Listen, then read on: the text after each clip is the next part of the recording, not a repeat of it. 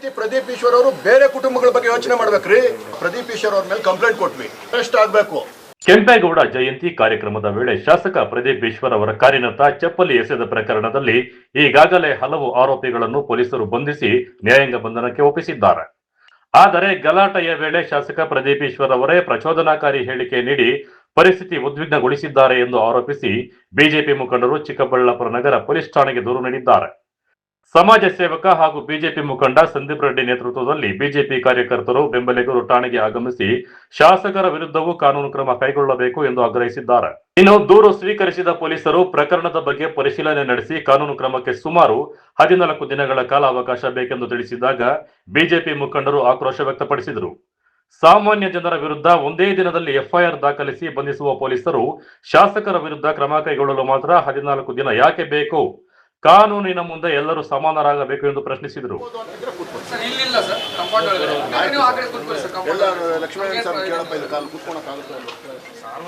ಸಾರ್ವಜನಿಕ ಅಡ್ಡಾಡಕ್ಕೆ ಇದಕ್ಕೆ ತೊಂದರೆ ಆಗುತ್ತೆ. ನಿಮ್ಮ ದಾರಿಗೆ ಏನಿದೆ ಅಷ್ಟು ಜಾಗ ದಾರಿ ಅಂತ ಬರಲ್ಲ ಸರ್.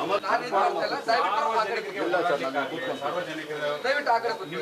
ನಾನು ನಿಮಗೆ ಕೂತ್ಕೊಳ್ಳೋಕೆ ನಾನು ಎಲ್ಲಿ ಬೇಡ ಅಂತಲ್ಲ. ಆಡಳಿತಕ್ಕೆ ನೀವು ಏನು ಕೆಲಸ ಮಾಡ್ಕೊಡ್ತೀರಾ ನಾನು ಹೇಳ್ತಾ ಇರೋದು ನಿಮ್ಗೆ ಕೂತ್ಕೊಳ್ಳೋಕೆ ದಯವಿಟ್ಟು ಹಕ್ಕು ನಮ್ಮ ಹಕ್ಕನ್ನು ಕಲ್ಪಿಸಿ ಕೆಲಸ ಮಾಡಿ ಸರ್. ಈಗ ಸ್ವಲ್ಪ ಬಿಸಿಲಿದೆ, ಒಂದು ಕೆಲಸ ಮಾಡಿ ಅಲ್ಲಿ ಪೆಂಡಲ್ ಹಾಕ್ಸೋ ಆ ಕಡೆ ಅಲ್ಲಿ ನಮ್ಗೆ ಇಟ್ಕೊಡ್ತಾರೆ. ಅದುವರೆಗೂ ಸಾರ್ವಜನಿಕ ಸ್ಥಳಗಳಲ್ಲಿ ಅವರು ಗಡ್ಡಿ ಬರುತ್ತೆ ಶಾಂತಿ ಪ್ರತಿಭಟನೆ ಅಥವಾ ಕಾನೂನಲ್ಲಿ ಸಂವಿಧಾನದಲ್ಲಿ ಅವಕಾಶ ಆರ್ಟಿಕಲ್ 5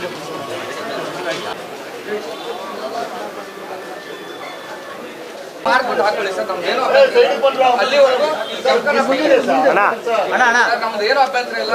ದಯವಿಟ್ಟು ಸ್ಟೇಷನ್ ಮುಗಿಸಿದೆ ಸರ್. ದಯವಿಟ್ಟು ಇಲ್ಲಿ ಸ್ಟೇಷನ್ ಮುಂದೆ ನೀವು ಇಲ್ಲಿ ಹಾಕೊಂಡು ಕೂತ್ಕೊಬೇಡಿ. ನಾನು ಹೇಳ್ತದೆ ನೀವು ಅಲ್ಲಿ ಹಾಕೋತೀರಿ. ನೀವು ಹಾಕಿದ್ರೆ ಅದಕ್ಕೆ ನ್ಯಾಯ ಕೊಡಿ ಅಷ್ಟೇ. ಕಾನೂನಲ್ಲಿ ನಮಗೆ ಏನು ಅದರಲ್ಲಿ ನಾವು ಕೆಲಸ ಮಾಡ್ತಾ ಇದ್ದೀವಿ. ಕಾನೂನಲ್ಲಿ ಅವಕಾಶ ಇರೋದು ಏನಿದೆ ನಿಮ್ಮ ದೂರನ್ನ ನಾನು ಪಡೆದು ಪ್ರಿಲಿಮಿನರಿ ಎನ್ಕ್ವೈರಿ ಮಾಡ್ತೀನಿ ಅಂತ ಹೇಳಿದ್ದೀನಿ.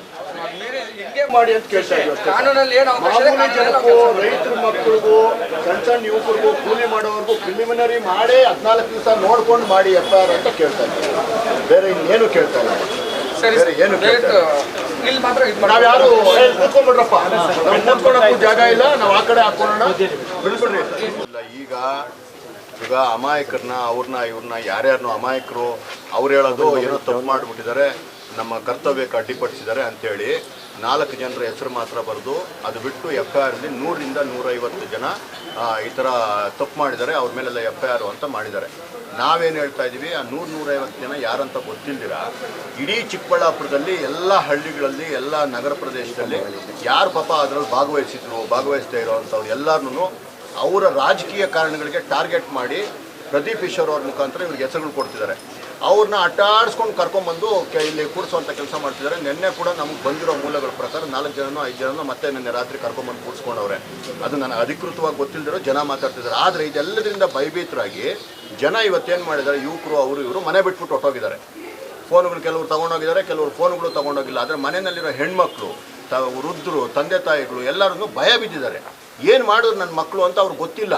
ಯಾಕೆ ಪೊಲೀಸ್ ನಮ್ಮ ಮನೆ ಹತ್ರ ಬರ್ತಿದ್ದಾರೆ ಅಂತ ಗೊತ್ತಿಲ್ಲ. ಪೊಲೀಸರು ಹೋಗ್ತಿದ್ದಾರೆ ರಾತ್ರಿ ಹೊತ್ತು, ಎಂಥ ಟೈಮ್ ಅಂತೇನಿಲ್ಲ. ಅವ್ರ ಮನೆಗಳಿಗೆ ಹೋಗಿ ಕೆಲಸ ಕೇಳ್ತಿದ್ದಾರೆ, ಎಲ್ಲೋದ ಅಂತ ಕೇಳ್ತಿದ್ದಾರೆ, ಅವ್ನಿಗೆ ಎಲ್ಲಿದ್ದಾನೆ ಅಂತ ಟ್ರ್ಯಾಕ್ ಮಾಡೋಕ್ಕೆ ಪ್ರಯತ್ನ ಪಡ್ತಿದ್ದಾರೆ. ಏನಂತ ಕ್ರಿಮಿನಲ್ ಕೆಲಸ ಮಾಡಿದ್ದಾರೆ ಅವರು? ಇದೆಲ್ಲದಕ್ಕೂ ಕಾರಣ ಯಾರು? ಇಲ್ಲಿ ಪ್ರವೋಕ್ ಮಾಡಿದ್ದು ಯಾರು? ಇದನ್ನು ಚಪ್ಪಲಿ ಬೀಸೋವರೆಗೂ ತಗೊಂಬಂದಿದ್ದು ವ್ಯಕ್ತಿ ಯಾರು? ಒಬ್ಬ ಇಡೀ ಚಿಕ್ಕಬಳ್ಳಾಪುರದ ಒಬ್ಬ ನಾಯಕನಾಗಿ ನಿಂತ್ಕೊಂಡು ಎಲ್ಲರನ್ನೂ ಸಮಾಧಾನ ಮಾಡಿ ಕರ್ಕೊಂಡೋಗಿ, ಅಥವಾ ಯಾರೋ ಒಬ್ಬರು ಒಂದಷ್ಟು ಜನ ತಪ್ಪು ಮಾಡಿದಾರೆ, ಒಂದು 4-5 ಜನ ನಿನ್ನೆವರೆಗೂ ನಾವು ಸುಮ್ಮನೆ ಇದ್ವಿ. ಒಂದು 4 ಜನ ಮಾತ್ರ ಆಯಿತು ಕರ್ಕೊಂಡೋಗಿದ್ದಾರೆ, 2-3 ದಿವಸದಲ್ಲಿ ಬೇಲ್ ಆಗುತ್ತೆ, ಹೊರಗಡೆ ಬರ್ತಾರೆ. ನಮ್ಮ ಹುಡುಗರು ಏನೋ ಸ್ವಲ್ಪ ಕೋಪದಲ್ಲಿ ಏನೋ ಮಾತಾಡಿದ್ದು ಆಯಿತು, ಅಂಥ ವೇದಿಕೆಯಲ್ಲಿ ಮಾತಾಡಬಾರ್ದಾಗಿತ್ತು ಅಂತ ನಮ್ಮ ಇಡೀ ಎಲ್ಲರೂ ಹೇಳಿದ್ದಾರೆ. ನಮ್ಮ ಸಮುದಾಯದವ್ರು ಮಾತ್ರ ಅಲ್ಲ, ದೊಡ್ಡವರು ಹೇಳಿದ್ದಾರೆ, ಎಲ್ಲ ಕಮ್ಯುನಿಟಿಯವರು ಹೇಳಿದ್ದಾರೆ. ಅದಾದಮೇಲೆ ಪ್ರದೀಪ್ ಈಶ್ವರ್ ಅವ್ರು ನಡ್ಕೊಂಡಿದ್ದ ರೀತಿ ಹೆಂಗೆ? ಹೊರಗಡೆ ಬಂದು ತೋಳು ತಟ್ಟೋದು, ಕೂದಲು ಕಿತ್ತು ಬಿಸಾಕೋದು, ಮೀಸೆ ತಿರುವುದು ಮಾಡಿದ್ರೆ ದೊಂಬಿ ಎದ್ದೇಳಲ್ವ ಜನ? ತುಂಬ ಜನ ಇದ್ದಾಗ ಮಾಬ್ನ ಕಂಟ್ರೋಲ್ ಮಾಡೋಕ್ಕೆ ಯಾರ ಕೈಯಲ್ಲೂ ಆಗಲ್ಲ. ಆ ಮಾಬ್ನ ಕಂಟ್ರೋಲ್ ಮಾಡೋಕ್ಕೆ ಆಗದಿರೋ ಕೆಲಸ ಮಾಡಿದ್ದೆ ನೀವು. ಒಬ್ಬ ಶಾಸಕರಾಗಿ ಎಲ್ಲರನ್ನೂ ಇದು ತಗೊಬೇಕು, ತಾಳ್ಮೆಯಿಂದ ಇರ್ಬೇಕು ತಾವು. ನೀವು ಈಗೋಯಿಸ್ಟಿಕ್ಕಾಗಿ ನಡ್ಕೊಂಡು ಎಲ್ಲರಿಗೂ ಈ ರೀತಿ ಮಾಡಿ ಇಡೀ ಚಿಕ್ಕಬಳ್ಳಾಪುರಕ್ಕೆ ಬೆಂಕಿ ಹಚ್ಚುವಂಥ ಕೆಲಸ ಮಾಡ್ತಿದ್ದೀರಾ. ನಿಮ್ಮ ಏನಿದೆ ಇವತ್ತು, ಇದು ನಿಮ್ಮ ಪ್ಲ್ಯಾನ್ ಏನಿದೆ, ಇದು ಸಕ್ಸಸ್ ಆಗಲ್ಲ. ಚಿಕ್ಕಬಳ್ಳಾಪುರ ಎಲ್ಲ ಒಂದಾಗುತ್ತೆ, ನೀವು ಒಬ್ಬರೇ ಕಾರ್ನರ್ ಆಗ್ತೀರಾ. ಪ್ರದೀಪ್ ಈಶ್ವರ್ ಅವ್ರ ಮೇಲೆ ಕಂಪ್ಲೇಂಟ್ ಕೊಟ್ವಿ, ಏನಂತಂದರೆ ಇಡೀ ಇಷ್ಟೊಂದು ಇದಾಗೋದಕ್ಕೆ ವಿಕೋಪಕ್ಕೆ ಹೋಗೋದಕ್ಕೆ ಈ ಸನ್ನಿವೇಶ ಮೂಲ ಕಾರಣ ಯಾರು ಅಂತಂದರೆ ಪ್ರದೀಪ್ ಈಶ್ವರ್ ಅವರು ನಡ್ಕೊಂಡಿದ್ದ ರೀತಿ, ಜನಗಳ ಮೇಲೆ ಅವ್ರನ್ನ ತೋರಿಸಿದಂಥ ಹಾವಭಾವದಿಂದ ಜನ ದೊಂಬಿ ಎದ್ರು. ಅವರಿಂದನೇ ಇದೆಲ್ಲ ಆಗಿದೆ. ಚಿಕ್ಕಬಳ್ಳಾಪುರದ ಶಾಂತಿ ಕದಡಿದೆ.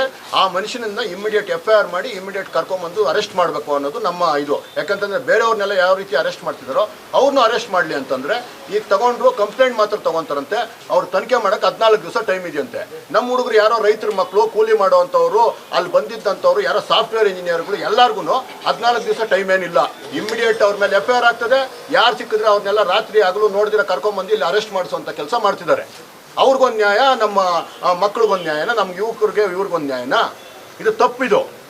ಅದಕ್ಕೋಸ್ಕರ ನಾವು ಬಂದಿದ್ದೀವಿ, ನ್ಯಾಯ ಕೇಳ್ತಿದ್ದೀವಿ. ಎಲ್ಲಿವರೆಗೂ FIR ಆಗೋದಿಲ್ವೋ ನಾವಿಲ್ಲ. ಇಲ್ಲಕ್ಕಾರ 4 ಜನನ ನಿನ್ನೆವರೆಗೂ ಅರೆಸ್ಟ್ ಮಾಡಿದ್ರು. ಅದಾದ್ಮೇಲೆ ನಿನ್ನೆ ರಾತ್ರಿನೂ ಅರೆಸ್ಟ್ ಮಾಡಿದ್ದಾರೆ 5 ಜನ ಅಂತ ಹೇಳ್ತಾರೆ. ಒಟ್ಟು 9 ಜನ ಅರೆಸ್ಟ್ ಮಾಡಿದ್ದಾರೆ ಅಂತ ಹೇಳ್ತಾರೆ. ನೋಡಿ 16 ಅಂತ ಏನು ಗೊತ್ತಾ? ಇದೇನಾಗ್ತಿದೆ, ಒಂದು ಕಾಡ್ಗಿಚ್ನಂತೆ ಆಗ್ತಿದೆ, ಗೊಂದಲಮಯ ಆಗ್ತಿದೆ ಚಿಕ್ಕಬಳ್ಳಾಪುರ. ಇದು ನಿಲ್ಬೇಕಿದು. ಏನು ಅಂಥದ್ದು ಅರ್ಜೆಂಟ್ ಏನಿದೆ? ಈ ಥರದ್ದು ಗೊಂದಲಗಳು ಎಷ್ಟು ಸಲ ಆಗಿಲ್ಲ. ಆ ಮನುಷ್ಯ ಪರ್ಸನಲ್ ಆಗಿ ತಗೊಂಡು ಎಲ್ಲರನ್ನೂ ಟಾರ್ಗೆಟ್ ಮಾಡಕ್ಕೆ ಕೊಟ್ಟಿದ್ದಾನೆ. ಈ ಮನುಷ್ಯ ಏನು ಚಿಕ್ಕ ಹುಡುಗನ ಥರ ಆಡಕ್ಕೆ ಕೊಟ್ಟಿದ್ದಾನೆ. ನೀನು ರಾಜೀನಾಮೆ ಕೊಟ್ಬಿಟ್ಟು ಏನಾದರೂ ಮಾಡ್ಕೊಳ್ಳಿ. ಏನಿದೆಲ್ಲ ನಿಮ್ಮ ದಾಟ? ಏನು ನಿನಗೆ ಅಧಿಕಾರ ಇದೆ ಅಂತ ಹೇಳ್ಬಿಟ್ಟು 100-150 ಜನ ಹೆಸರೇ ಗೊತ್ತಿಲ್ಲ ನಿನಗೆ, ಊರ ಹೆಸರು ಗೊತ್ತಿಲ್ಲ ನಿನಗೆ, ಅಂಥವ್ರು 100-150 ಜನ. ಅದೇನಾಗಿದೆ? ಬೇರೆ ಅವ್ರವ್ರ ಊರಲ್ಲಿ ಯಾರ್ಯಾರ ಮೇಲೆ ದ್ವೇಷ ಇದೆಯೋ, ಯಾರು ನಮ್ಮ ಪ್ರದೀಪ್ ಈಶ್ವರ್ ಫಾಲೋಯರ್ಸ್ ಯಾರ್ಯಾರು ಇದ್ದಾರೋ ಅವ್ರಿಗೆ ಬೇಕಾದವ್ರನ್ನೆಲ್ಲ ಅವ್ರನ್ನ ಸೇರಿಸ್ತಾ ಇದ್ದಾರೆ ಹೆಸರು. ಯಾರೋ ಹುಡುಗ, ದನ ಮೇಯಿಸೋ ಹುಡುಗ, ಒಂದು ಮಾಮೂಲಿ ಹಸುಗಳಿಟ್ಕೊಂಡು ಹೈನುಗಾರಿಕೆ ಮಾಡೋ ಹುಡುಗ ಫಂಕ್ಷನ್ಗೆ ಬಂದಿಲ್ಲ, ಅವ್ರನ್ನ ಕರ್ಕೊಂಡ್ಬಂದಿದ್ದಾರೆ. ಏನಿದೆಲ್ಲ ಅನ್ಯಾಯ? ವಿಡಿಯೋದಲ್ಲಿ ಇದ್ದರೆ ಬಿಡ್ತಾರಂತೆ, ವಿಡಿಯೋದಲ್ಲಿದ್ದರೆ ಅವ್ರನ್ನ ಅರೆಸ್ಟ್ ಮಾಡ್ತಾರಂತೆ, ವಿಡಿಯೋದಲ್ಲಿ ಇಲ್ಲ ಅಂದರೆ ಬಿಟ್ಬಿಡ್ತಾರಂತೆ.